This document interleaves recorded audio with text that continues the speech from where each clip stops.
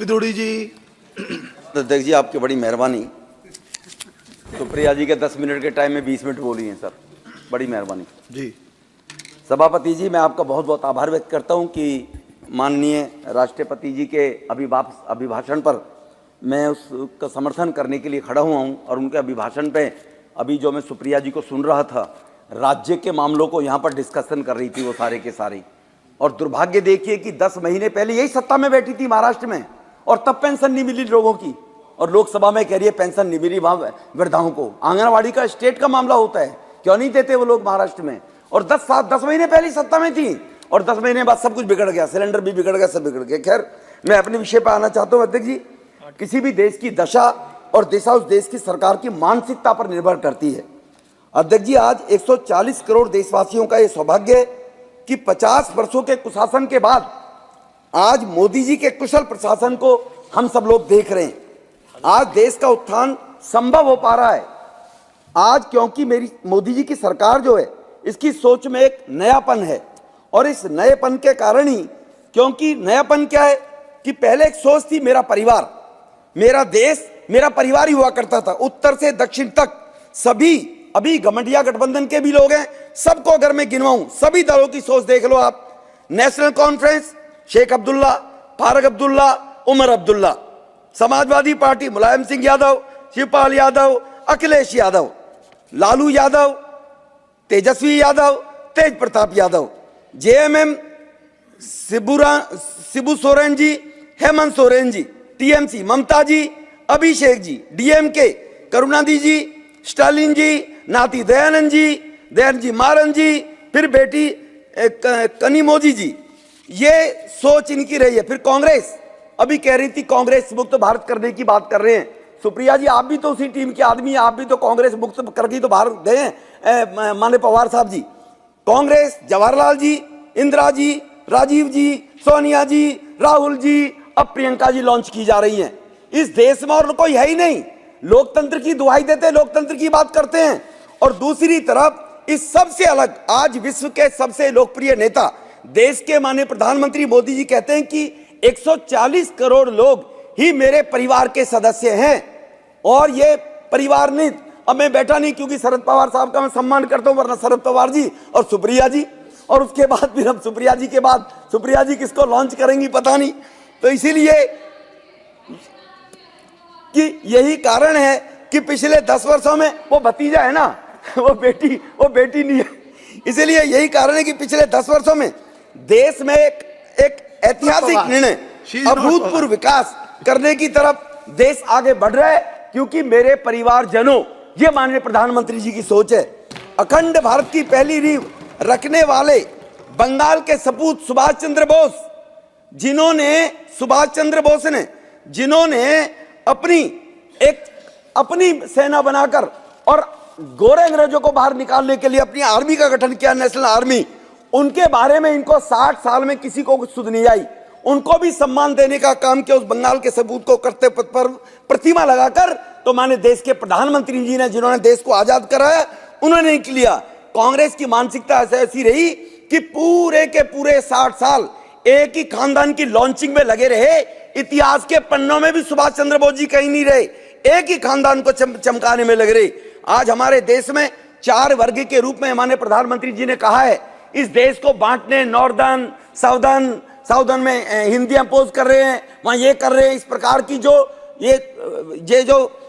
भारत तोड़ो लोग जो घूम रहे हैं, इनके कारण से। लेकिन प्रधानमंत्री जी ने कहा है हमने विकास करना है। 4 ही जातियां हमारे सामने हैं, महिला है, युवा है, अन्नदाता है और गरीब है। और इतिहास साक्षी है कि जब जब यहां क्रांति देश में आई है, तब तक उसका बिगुल युवाओं ने बजाया है। और माननीय प्रधानमंत्री जी ने जो आज 65% आबादी 35 साल से कम उम्र के लोगों की देश में है, और 25 साल से कम उम्र की आबादी हमारे देश की 50% के लगभग है। क्योंकि प्रधानमंत्री जी की दूरदृष्टि के कारण, अगर हम उन 1857 की क्रांति की बात लें, तो हम धन सिंह कोतवाल, मंगल पांडे, रानी झांसी की रानी, तात्या टोपे। उसके बाद अगर हम अंग्रेजों के साथ में आए तो भगत सिंह जी, राजगुरु, सुखदेव जी, चंद्रशेखर आजाद, खुदीराम बोस जी, राम प्रसाद बिस्मिल जी, ऐसे वीरों के कारण ही देश आजाद हुआ था। और इसी के कारण दूरदृष्टि की सोच है कि नौजवानों को आगे स्पेस देना पड़ेगा हमारे देश के अंदर। और ये कुछ पंक्तियां हैं जो लिखी जाती है, जिन्होंने कहा है कि तलवारों की धारों पर इतिहास बनाए जाते हैं, जिस और जवानी चलती है उस और जमाना चलता है। ये सोचकर ही हमारे देश के प्रधानमंत्री जी ने युवा शक्ति को आगे बढ़ाने के लिए विकसित भारत का संकल्प इन्हीं युवाओं से संपूर्ण होगा। इन युवाओं की तरफ ध्यान देते हुए मोदी जी ने कहा है कि अभी जो नव मतदाता सम्मेलन में भी उन्होंने आग्रह किया था कि जो आज की हमारी पीढ़ी है, 40 साल 50 साल 45 साल जिन्होंने ये तंज झेला है, वो आज का जो 22 साल का नौजवान है, भारत विकसित भारत होगा, उसको ये तंज झेलने की आवश्यकता नहीं होगी। युवाओं के उज्जवल भविष्य के संकल्पबद्ध प्रधानमंत्री जी ने अनेकों नीतियां योजनाओं के माध्यम से युवा कल्याण के मार्ग प्रशस्त करने का काम इस सरकार में 10 साल में हुआ है।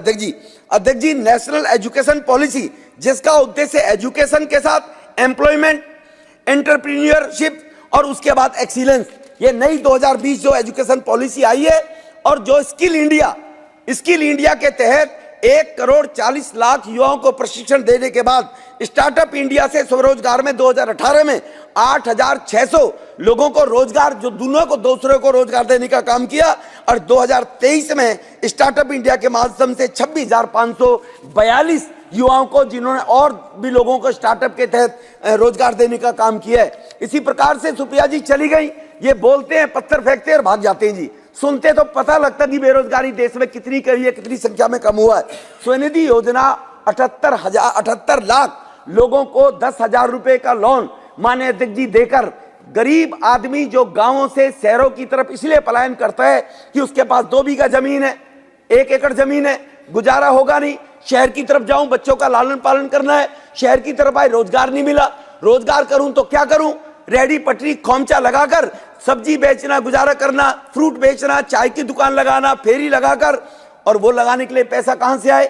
10-20 हजार रुपए होते तो गांव से शहर की तरफ क्यों आता? उनको साहूकारों के सामने हाथ फैलाना पड़ता था। ये हमारे देश के प्रधानमंत्री जी की गरीब आदमी के उत्थान को ऊपर करने की सोच ही थी कि स्वनिधि योजना चलाकर, योजना की 10,000 का लोन बगैर गारंटी के, क्योंकि मोदी जी ने 2014 में कहा था कि मेरी सरकार पार्लियामेंट में सांसद बनने के, पीएम बनने के बाद सेंट्रल हॉल में पहला भाषण है अध्यक्ष जी माननीय प्रधानमंत्री जी का कि हमारी सरकार गरीबों को समर्पित सरकार रहेगी। 71 की तरह ये नहीं कहा था गरीबी हटाओ देश बचाओ, और गरीबी आज तक चल रही है। और गरीबों को समर्पित सरकार में स्वनिधि योजना के तहत 10,000 का लोन बगैर गारंटी के, बगैर ब्याज के, 1 साल तक कोई ब्याज नहीं देना गरीब आदमी को, और ऐसे 78 लाख लोगों को पिछले 2-3 साल में काम देने का काम हुआ।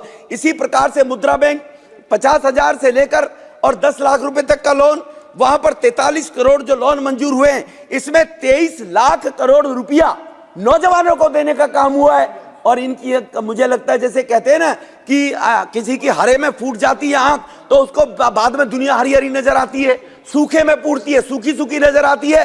ये कहते हैं कि रोजगार नहीं मिला लोगों को, तो 43 करोड़ जो लोन मंजूर हुए, 43 करोड़ SC/ST स्टैंड अप के माध्यम से 7,651 करोड़ लोन SC/ST नौजवानों को देने का काम हुआ। हर ब्रांच एक लोन देती है।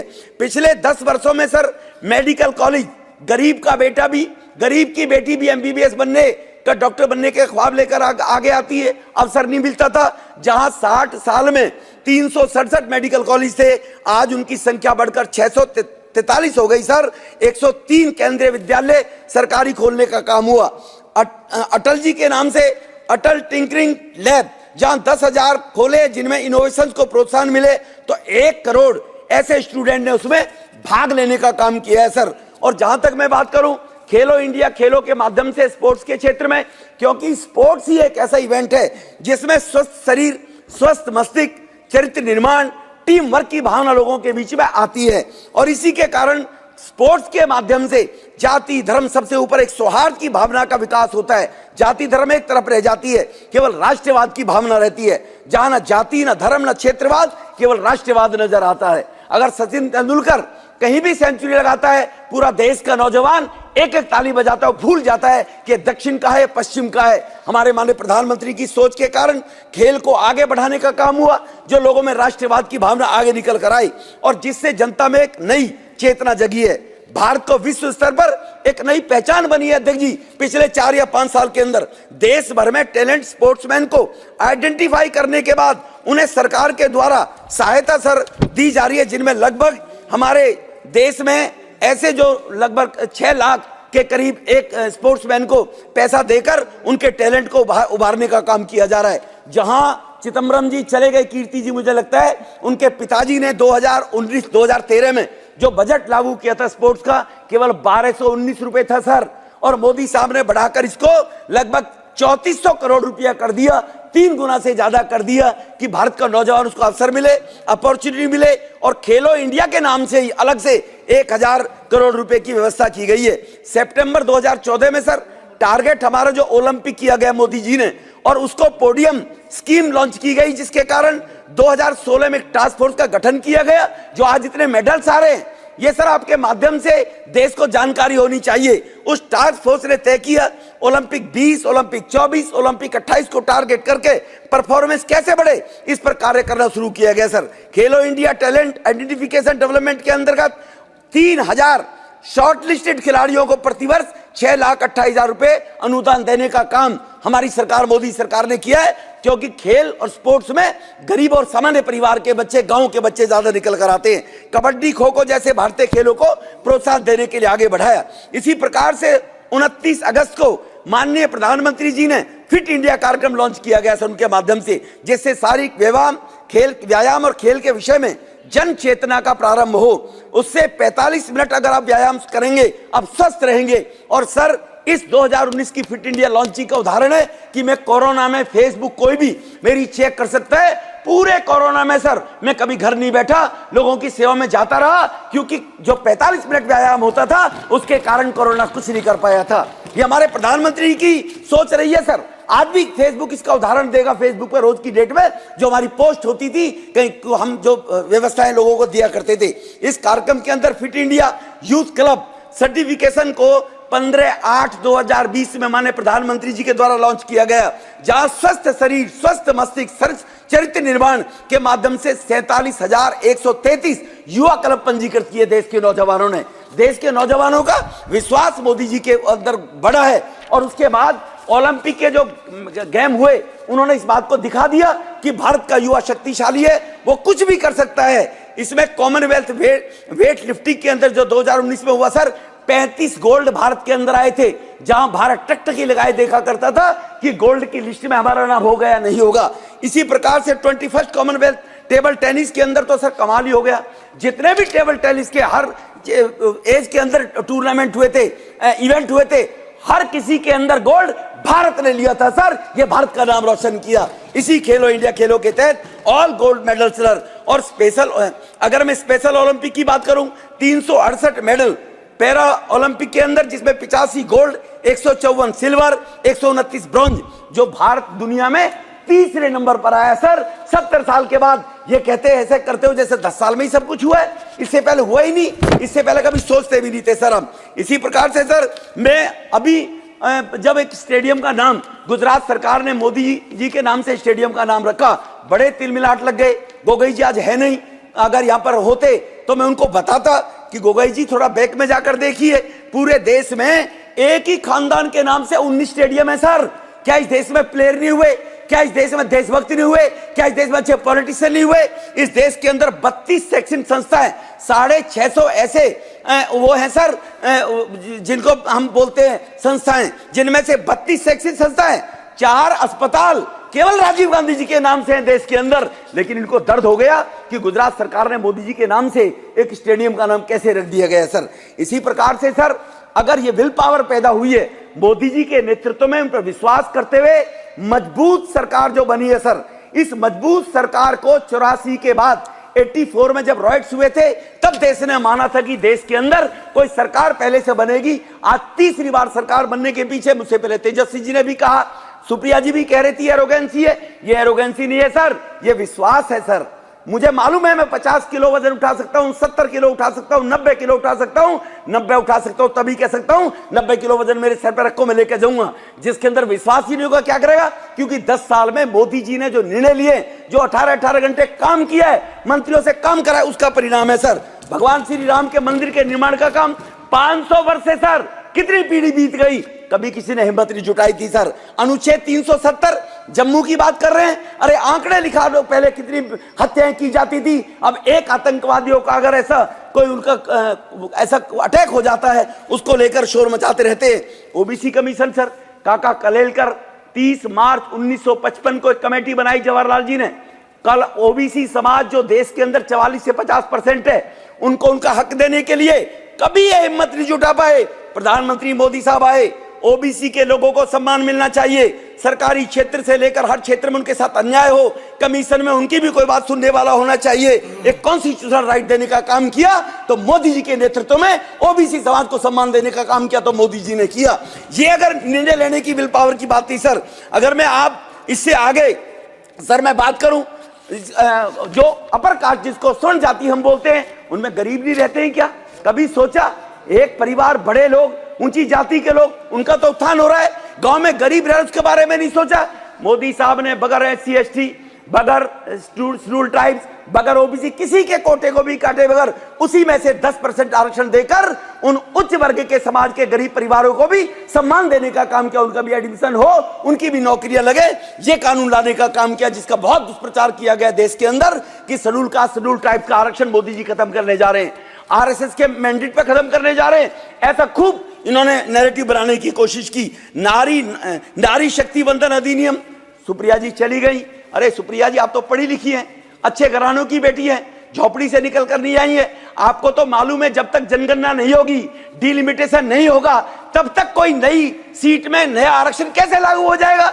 जनगणना 2027 में होगी, 33% आरक्षण उन बहनों को नारी वंदन अधिनियम के तहत मिलेगा ही मिलेगा। क्या गुमराह करोगे? अब बेटियां पढ़ने लगी हैं, सब समझते हैं। इस सेशन में वो कैसे आएगा, तभी आता सर। नारी बहनों को ये सम्मान देने का जो काम किया है। और सर मैं दक्षिणी दिल्ली लोकसभा है, जो पहले आउटर दिल्ली हुआ करती थी, उसका नाम दक्षिणी दिल्ली हो गया है। बड़ा बैकवर्ड इलाका है सर। मैंने वहां पैदा हुआ हूं गांव के अंदर।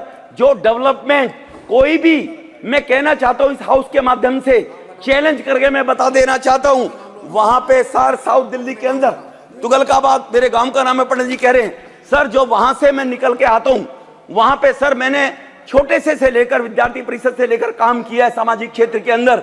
कभी कोई MP सोच भी नहीं सकता था। सरकारों की विल पावर नहीं थी, ये मोदी जी की विल पावर है सर। 885 एकड़ में बदरपुर जैतपुर के अंदर एक इको पार्क, जो एशिया में सबसे बड़ा पार्क बनाया जा रहा है, गृह मंत्री इसको उद्घाटन करने के लिए अमित शाह जी गए थे सर। इसी प्रकार से DND से लेकर कालंदी हरिनगर, हम इस जो दिल्ली में सरकार चल रही है, बौने दुर्योधन की, सर 3 मिनट और लूंगा, बौने दुर्योधन की जो सरकार चल रही है, कह दिया हम अपने पास पैसा देंगे, हम सड़क बनाएंगे। गडकरी साहब ने कहा छोड़िए, मोदी साहब ने बहुत पैसा दिया हुआ, मुझे बताइए, मैं बॉम्बे से मिला देता हूं 4000 करोड़ की लागत से 6 लाइन का रोड। जब 2019 में उद्घाटन किया, इन्होंने प्रचार किया, ये तो केवल सगुफा छोड़ रहे हैं। आज वो 70% काम बनकर तैयार हो गया।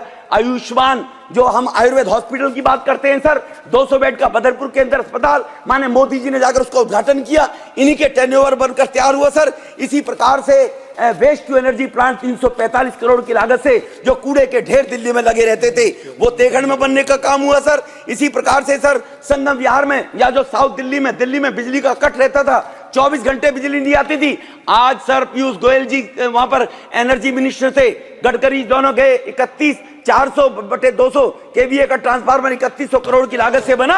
आज साउथ दिल्ली में एक मिनट भी लाइट नहीं जाती है सर। ये काम, ये विल पावर अगर आई है। ESW फ्लैट 2000-3024 लोगों को, पक्के झुग्गी वालों को मकान देने का काम हुआ, तो मोदी जी के नेतृत्व में 2 साल में झुग्गी वालों को मकान के हाथ में चाबी देने का काम हुआ। इसी प्रकार से सर बदरपुर के अंदर अगर मैं बात करूं, एरोसिटी एयरपोर्ट से लेकर तुगलकाबाद मेट्रो, केजरीवाल जी बोले मैं तो अपनी प्लानिंग बनाऊंगा, ये तो शीला का 4th फेज था, मैं तो परमिशन नहीं दूंगा। हरदीप पुरी जी ने कहा ये नहीं चलेगा, ये मोदी की सरकार है, अगर आप पैसा नहीं दोगे, अकेले केंद्र सरकार पैसा देगी 10,000 करोड़ रुपया, और वो 4th फेज की मेट्रो का काम तेजी के साथ में सर चल रहा है। जहां तिगरी से लेकर अंबेडकर नगर, खानपुर, लालकुआ, पेलालपुर के लोग जाम में फंसा करते थे, वो 1-1.5 साल में बनकर तैयार हो जाएगी। सर मैं MLA था दिल्ली में, जब मैं MLA था सर, एक हैंडपंप लगाने के लिए, एक टॉयलेट बनाने के लिए तरले करने पड़ते थे। ये प्रोजेक्ट में सर मैं आपको बता रहा हूं 10,000 करोड़ के प्रोजेक्ट है सर। इसी प्रकार से सर अगर रग्बी स्टेडियम, नौजवान बच्चे खेलते थे, DDA की जमीन, बच्चे कहते थे अंकल हमें 40,000 रुपए देने पड़ते हैं किसी भी प्राइवेट में जाने के बाद। मैं गया VC साहब के पास, मैंने कहा जी मैं गृह मंत्री जी से बात करूं या आप करोगे?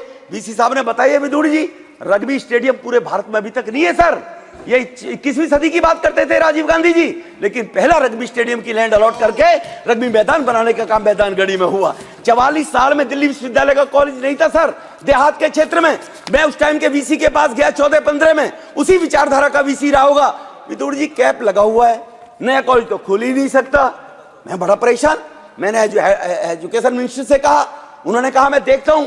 उस वीसी की छुट्टी हुई, अगला वीसी आया, कोई कैप नहीं, हमारे पास बहुत पैसा है सर। 8 एकड़ जमीन अलॉट कराकर और 80 करोड़ रुपया फैसिलिटेशन सेंटर तैयार हो गया और 200 करोड़ रुपया कॉलेज की फाइल होने के बाद धर्मेंद्र जी के पास पड़ी हुई है सर। कॉलेज का निर्माण हुआ है सर। बच्चों के खेलने के लिए द्वारका बागडोला में स्पोर्ट्स कॉम्प्लेक्स, महिपालपुर के अंदर 188 करोड़ की लागत से पीडब्ल्यूडी की सड़क पर, पीडब्ल्यूडी ने पैसा नहीं दिया sir. On the record house में बोल रहा हूं, मना कर दिया दिल्ली के मुख्यमंत्री ने। हरदीप पुरी जी ने कहा हमारे पास बहुत पैसा है विदुड़ी, चिंता मत करो। 11 महीने के अंदर अंडरपास का जो एयरपोर्ट लोग जाते थे वसंत कुंज भैरवली के, उस पुल को पूरा करने का काम किया सर। अंबेडकर नगर के अंदर आज जेटली साहब नहीं है सर। 2014 में यहां पर सरकार बन गई, राष्ट्रपति शासन लागू हो गया, मैं एमपी बन गया सर। पत्थर लगाए थे शीला जी ने, हर 10 किलोमीटर एक अस्पताल बनेगी 200 बेड की। शीला जी ने पत्थर लगाए 2005 में, इन्हीं कांग्रेस की मुख्यमंत्री जी ने। वहां पर सर अस्पताल नहीं थी। मैंने जेटली जी को कहा पहले बजट में जब पेश के अंदर सरकार ने किया था, राष्ट्रपति शासन था, उसकी अर्नेस्ट बनी 50 लाख रुपए घोषणा करके अंबेडकर नगर गरीब लोग रहते, जे रिसेटलमेंट कॉलोनी है सर, गरीबों के लिए अस्पताल चाहिए।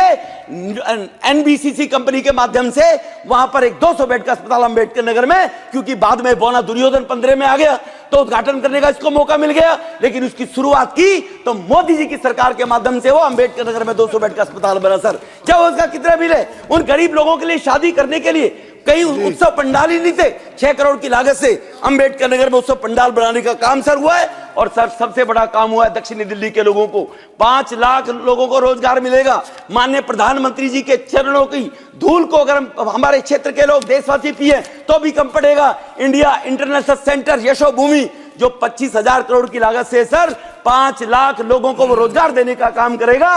दक्षिणी दिल्ली के लोगों को जो हमारे साउथ दिल्ली पार्लियामेंट के अंदर मिला है। इसलिए सर मैं आपके माध्यम से यशोभूमि की लागत के साथ साथ मैं सर यह चीज बताए बगैर नहीं रुकूंगा। आपको मुझे और थोड़ा टाइम और देना पड़ेगा सर।